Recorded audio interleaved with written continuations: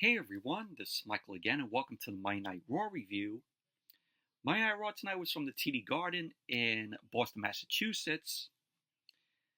And Monday Night Raw tonight, I thought it was just a very mid-show in my opinion. Of course, this is the Fallout show from Saturday night's main event, and there was only 3 matches on the show tonight.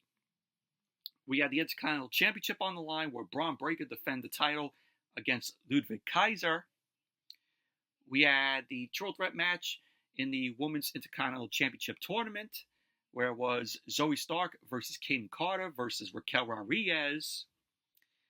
And the main event, we had the World Tag Team Championship on the line, where Finn Balor and McDonagh end up defending the titles against the War Raiders, Eric and Ivar.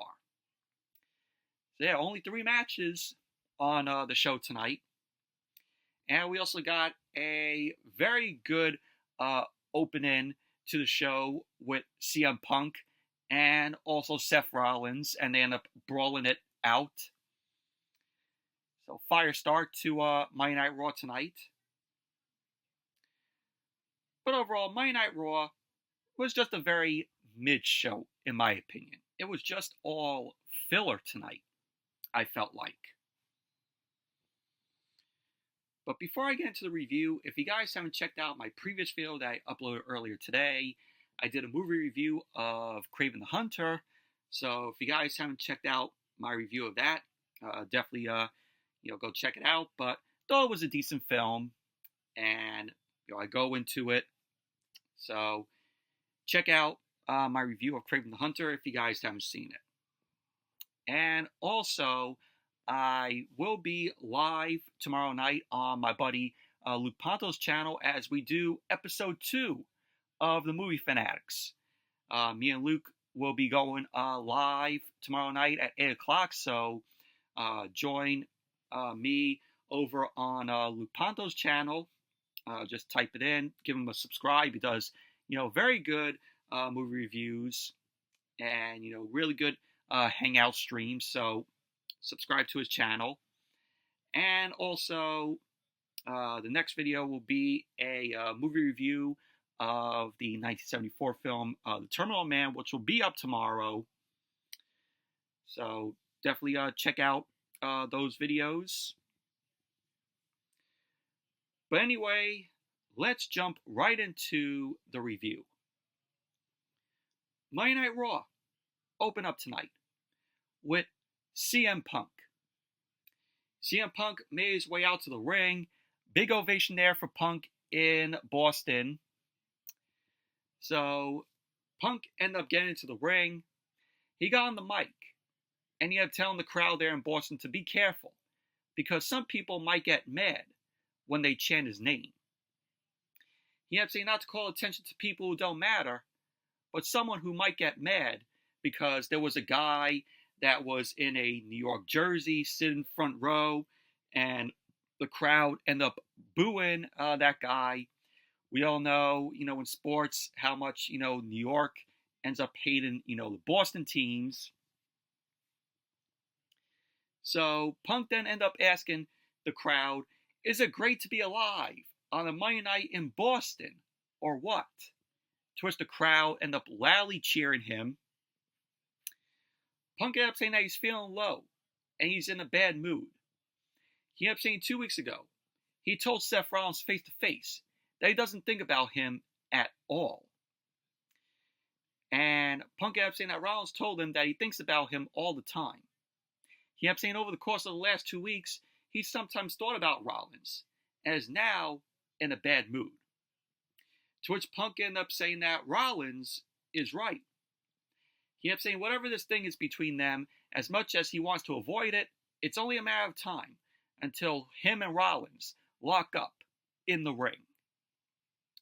Punk ended up saying that he is also upset because something he enjoys doing, which is walking to the ring and talking to the people, will be overshadowed because he knows at some point that stupid music will hit. Of course, he was talking about Seth Rollins' music, where, everybody's going, whoa. And unfortunately, we didn't get that tonight. So Punk ended up saying that's the song because the fans were singing, the whoa. But we didn't hear, burn it down. We didn't hear that. So Punk ended up saying, oh, Rollins will then tippy-toe out like he's Liberace, which is not an insult. Punk ended up saying that he thinks Liberace is cool. Punk ended up saying that the point that Rollins might want to interrupt him before he makes it is that just because he wears Elton John glasses does not make him Elton John. So Punk ended up saying just because Rollins grew up idolizing him and is now wearing wrestling boots does not make him CM Punk. So Punk ended up saying that Rollins came out here with a straight face and told the world that Punk had ghosted him. To which Punk ended up saying that it's true, but he isn't here to litigate the past. Punk ended up saying that he's looking forward to the future. He ended up saying that he loves to say it's not Rollins, but they seem to be on a collision course. Punk ended up saying that he's the bad guy in this situation because there is no such thing as a bad student, just bad teachers. So Punk ended up saying that Seth Rollins is his failure. He ended up saying that 16-year-old kid who came to him and begged to be trained. And Punk ended up saying that he is now ready to give him the wrestling lesson he asked for years ago for free. So Punk ended up going to say that if Rollins wants to give him shoes to fill, he will fill them. He ended up saying that the last guy to do that was Drew McIntyre. Punk ended up saying that Rollins needs to ask himself if he's tougher than Drew McIntyre. Which Punk ended up saying everyone knows Rollins isn't tougher than Drew McIntyre. Punk ended up saying that there aren't enough staples to put Rollins back together when he's done with him. So Punk ended up saying that he knows what he can do to get Rollins out here. He ended up saying that it's the same thing that pissed Rollins off when he was gone for the last 7 years. And that is people chanting Punk's name. So the crowd started to chant for CM Punk. And then Seth Rollins ended up emerging in the crowd. He was chanting CM Punk just, like the fans were, sarcastically joining in the chant. So Rollins ended up saying that life is about perspective. Rollins ended up saying that he thought that if he came out here and saw Punk the way the people do, it might give him a new perspective and help him see Punk in a new light. So Rollins ended up saying that he is going to take a good, hard look. But even from way out here, Punk is still an asshole. To which Punk ended up chuckling at that. So Punk ended up saying that he's overjoyed that Rollins didn't come out here with that stupid song. He ended up saying that Rollins belongs in the audience with the rest of the fans, with the rest of the CM Punk fans. So Rollins ended up saying that it doesn't embarrass him to be out here with the people. Rollins ended up saying that he is a fan and always will be. Rollins ended up saying that when Punk abandoned this place and hoped it would die without him, Rollins put it on his back and made it stronger. He ended up saying that Punk should be embarrassed. Rollins then wanted to say that this fan, meaning himself, has more WrestleMania main events than Punk ever will. And Rollins ended up saying, that's a fact, Phil. So he called Punk by his first name. So Rollins started walking down the steps. Punk hopped over the barricade. And then we got a brawl between Rollins and Punk in the crowd. Of course, you had the refs and officials and the Bron down to separate the both of them. They ended up pulling Rollins back to ringside. Punk jumped off the barricade and ended up attacking Rollins, to which again, both guys were quickly separated from the officials and refs. Rollins ended up breaking free, and he jumped off of the steel steps to attack Punk. So they were pulled apart again. Both guys ended up breaking free, and they started brawling in the ring. Officials ended up once again pulling Rollins and Punk away from each other. The crowd were chanting, "Let them fight." So Punk was then pulled away. He was taken through the crowd. And Rollins ended up jumping into the crowd, going at it at Punk. Rollins and Punk started brawling again. And Punk was irate as both Punk and Rollins were once again pulled apart from each other from the refs and officials. And that was how the segment ended. But this feud has been on fire. It's been hot. And really am enjoying where they're going with Punk and Rollins. We got story. With Punk saying that, he knew Rollins years ago. So this is shaped up to be, very good. So really am enjoying it. Very good opening to the show.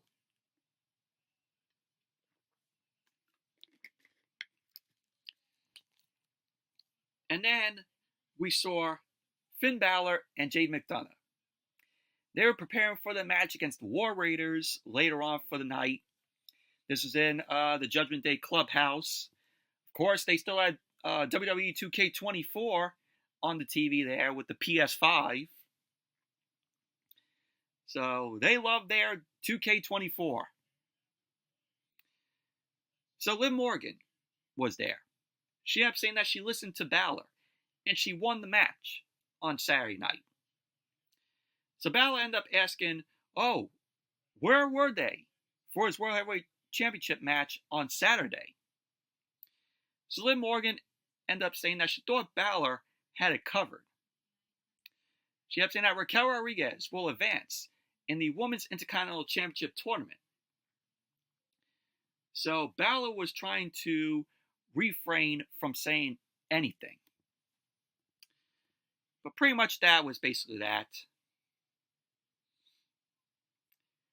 And then as Monday Night Raw came back from the commercial, we saw, video of Triple H. Triple H unveiled the new Raw logo that's going to debut on January 6th as Monday Night Raw moves over to Netflix. And I like the new logo. It's better than the one that, they posted. I think it was like a few weeks back. So this was a much better logo in silver, which is cool. But cannot wait for January 6th. This is going to be the best Monday Night Raw of the new year. WWE is doing a good job hyping up the first Monday Night Raw to Netflix. It feels like a PLE, a premium live event.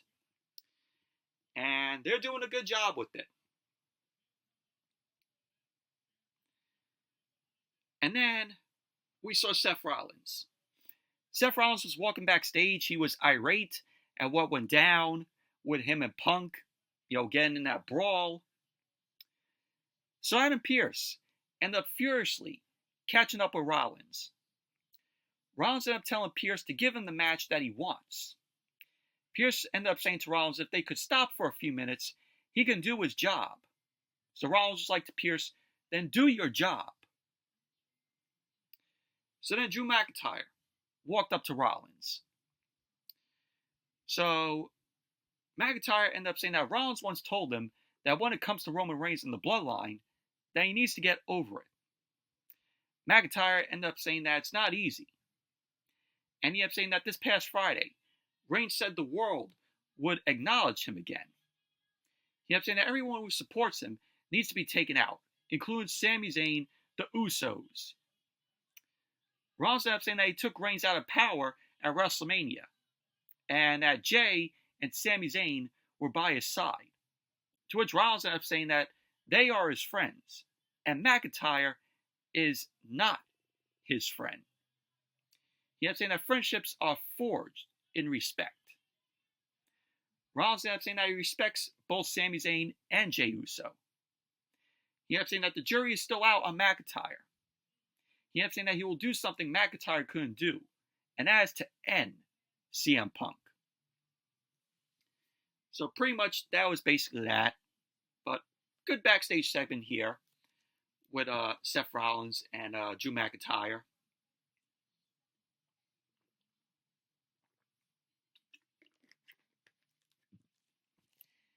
And then we had the first match of the night.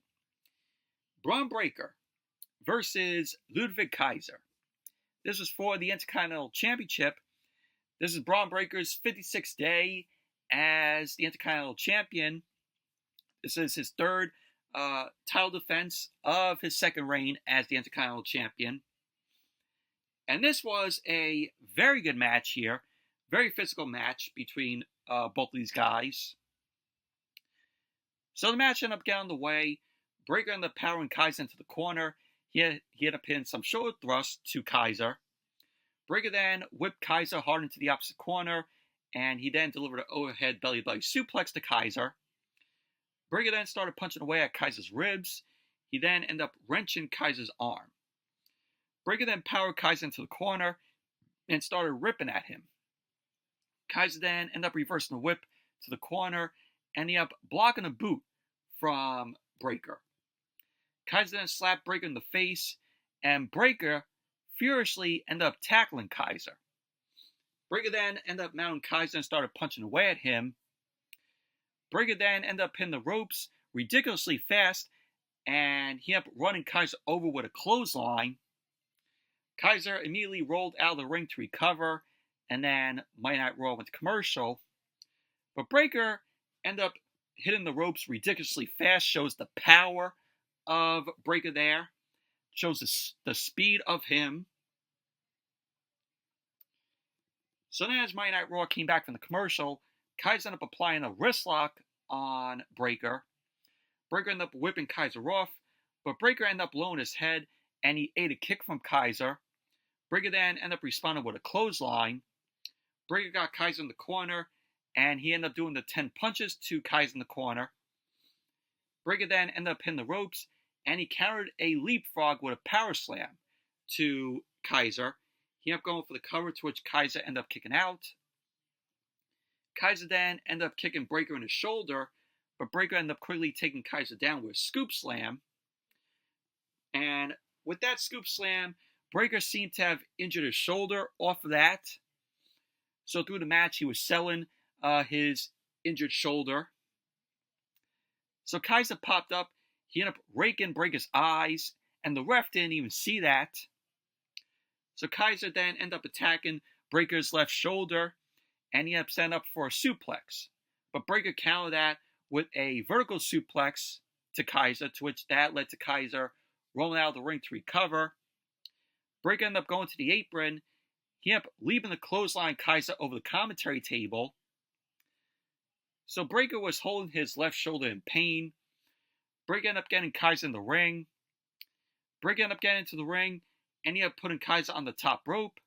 Kaiser then ended up attacking, Bron's injured left shoulder. He ended up driving that shoulder into the canvas. Kaiser then started stomping on Breakker's shoulder several times, and he applied an overhead wrist lock over the ropes onto Breakker.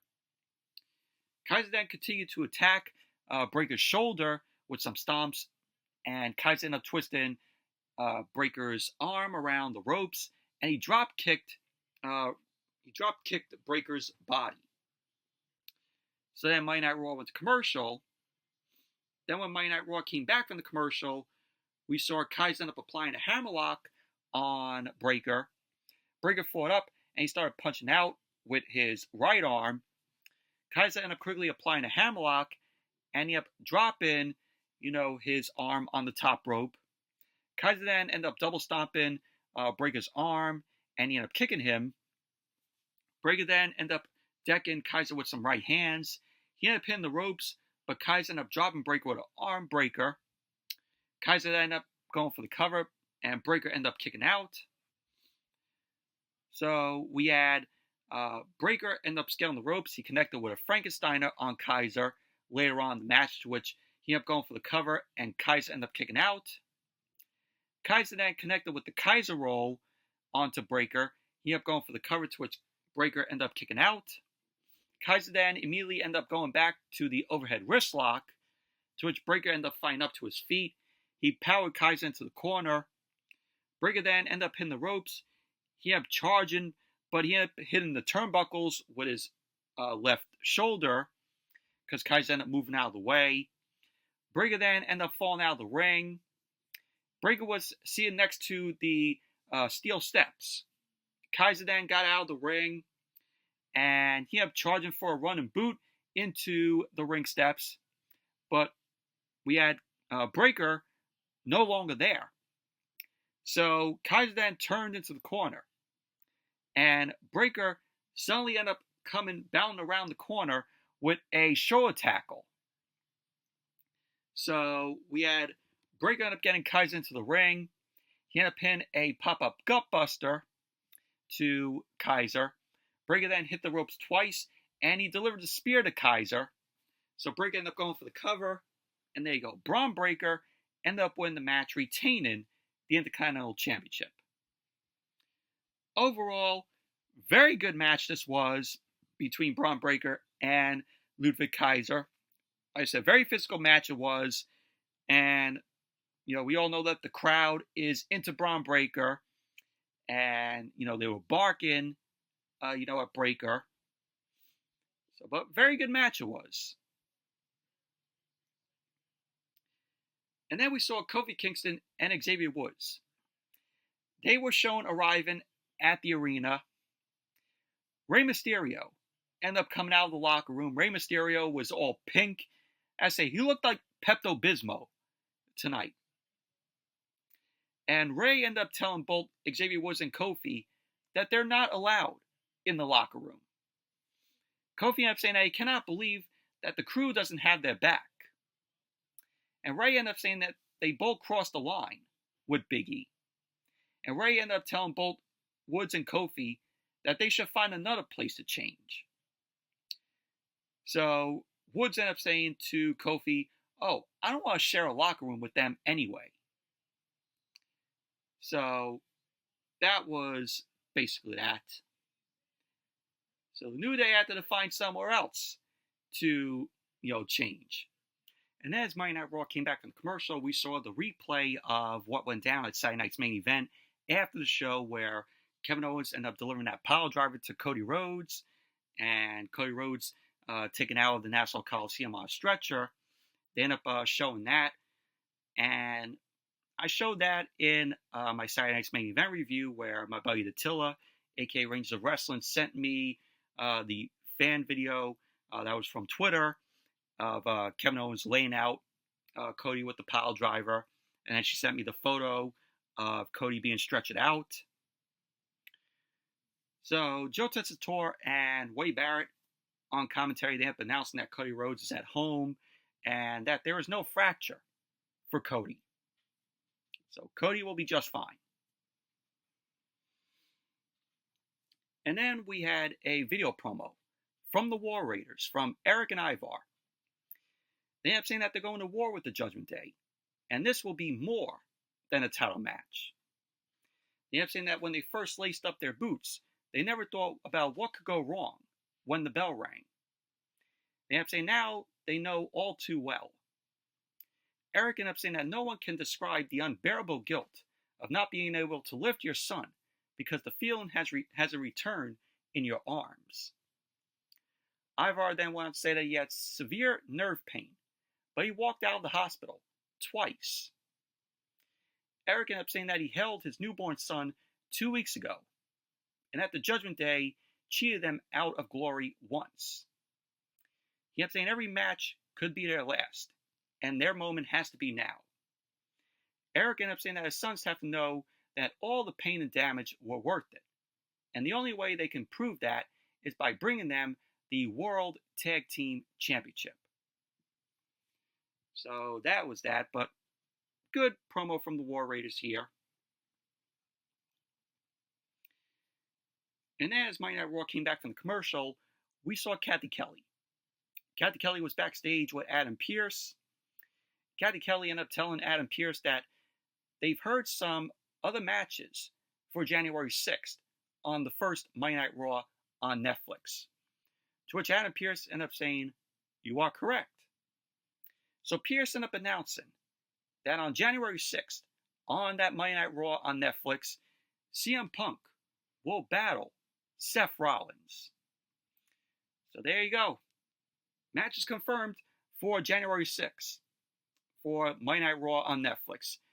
And I love how the way that WWE is making this Monday Night Raw on Netflix, feel like a premium live event. This is definitely going to be one of the best Raws of the new year. I'm looking forward to it. Then we had Liv Morgan. Liv Morgan made her way out along with Dominic Mysterio and Raquel Rodriguez. Raquel Rodriguez had a megaphone in hand, thinking that she's Jimmy Hart. So they got into the ring. Liv Morgan jumped into Dominic's arms, and she ended up rubbing noses with Dominic. Dominic then grabbed the mic. The crowd immediately started to boo him, of course. Loud boos for Dominic. So Dominic ended up shouting for the crowd to welcome the greatest women's world champion of all time, Liv Morgan. So Liv Morgan ended up saying that they haven't heard what Dominic is saying. So Liv Morgan took the megaphone from Raquel Rodriguez, and she ended up shouting on the megaphone, "I am the greatest women's world champion of all time." And then she ended up laughing. Very cringeworthy. So she ended up saying that this was the year of Monday Night Morgan, and they're just getting started. She ended up saying there are a lot of historic changes happening in the company, and that there is no one better, hotter, more iconic, and more dominant to lead this company into the future than her. So she then got interrupted by Rhea Ripley, by Mommy. Everybody loves Mommy. So Rhea Ripley came out, big ovation from the crowd there in Boston. Liv Morgan ended up saying that no one cares what Rhea Ripley has to say, but Rhea Ripley ended up telling Liv Morgan to shut the hell up. Rhea ended up telling Liv that this has gone on long enough, and it's time that they settle this once and for all. Rhea Ripley ended up saying that Adam Pearce has made it official. Rhea ended up saying to Liv Morgan that she is looking at the number one contender for the Women's World Championship. So Rhea ended up saying that the only thing Liv Morgan can get excited about is the end of her title reign. And Rhea ended up saying that she will be the new Women's World Champion. Then she ended up saying that when she becomes the Women's World Champion, all Liv Morgan will be left with is her chicken tender slut in Dominic Mysterio. So Rhea ended up calling Dominic a chicken tender slut, which was funny because on social media, Rhea ended up posting that Dominic loves chicken tenders. So when it was Rhea Ripley, Damian Priest, Dominic, and Finn Balor, the original Judgment Day, Dominic always had chicken tenders. So that's what Rhea Ripley was mentioning. So pretty much that was basically that. Very cringe segment this was. Pretty basic. But they didn't announce when the match is going to be between Rhea Ripley and Liv Morgan. I figured that it's going to be on January 6th on the first Monday Night Raw on Netflix. So that's where it's going to take place. And then we saw Jackie Redmond. Jackie Redmond was catching up with Seth Rollins. Jackie Redmond ended up saying that Rollins is getting CM Punk. But Drew McIntyre was charging Rollins from behind. Sami Zayn ended up cutting Drew McIntyre off. And so Sami Zayn and Drew McIntyre started brawling. And then officials had to pull Sami Zayn and Drew McIntyre apart. And pretty much that was basically that. And then as Monday Night Raw came back from the commercial, we saw The Miz. The Miz ended up saying that he is proud to team with the Final Testament. Karrion Kross ended up saying to The Miz that they don't need him anymore. So he walked up with Scarlett. He ended up asking, "What are you talking about?" Cross ended up telling Miz not to say another word. He ended up saying that what the Wyatt Six did to Paul Ellering and Scarlett, this isn't over until he says. Cross ended up saying that they're going to take the first strike. He ended up saying that Miz is going to face the guy who kidnapped him a few weeks ago, in Dexter Lumis. Paul Ellering ended up saying that they saved Miz twice, and that the Miz owes them. Cross then ended up telling Miz to go to Adam Pearce and make the match official. Miz ended up saying that he has held 22 titles in his career, and that he can do this. So Miz walked off. Paul Ellering ended up asking Cross if he thinks that the Miz can beat Dexter Lumis. To which Cross ended up telling Paul Ellering, "Oh, I don't know, but we'll keep testing the Wyatt Six." He ended up saying that when you make a deal with the devil, you don't run off on him. There you go. That was basically that. So the feud with the Final Testament, the Miz and the Wyatt Six are continuing. And, we're going to get, Miz versus Dexter Lumis. We're going to get that. But my thoughts on that, I don't care. I don't.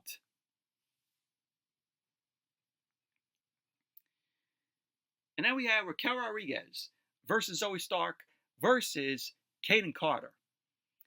This was the triple threat match, first round of the Women's Intercontinental Championship Tournament. I did not care for this match. This match was boring.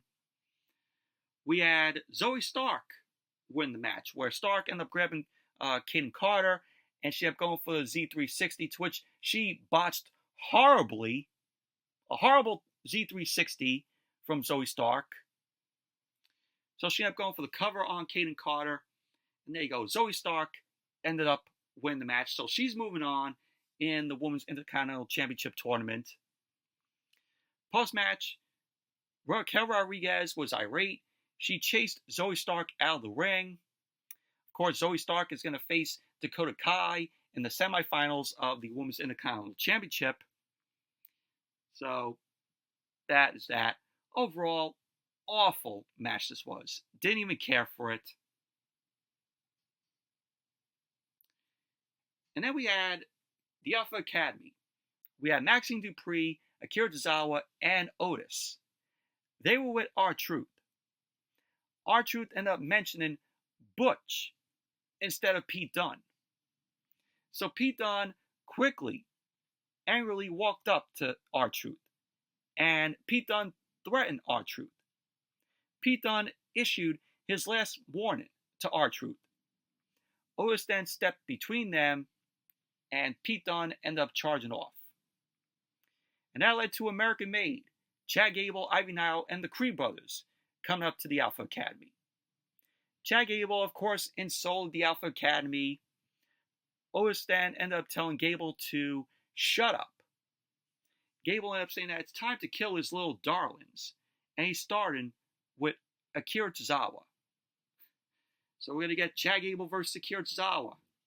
Great. Great. Do we need it? No.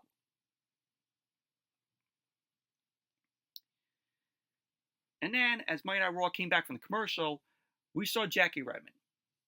Jackie Redmond was backstage with the New Day with Kofi and Xavier Woods. And Kofi and Xavier Woods were still looking for a locker room. So they started to speak, but we heard something going on. So Jackie Redmond ended up going over there, and we saw Pure Fusion Collective, Pure Shit Collective, walking away. And we saw that they attacked Kairi Sane. Kairi Sane was shown with her hand trapped in the lid of a road crate.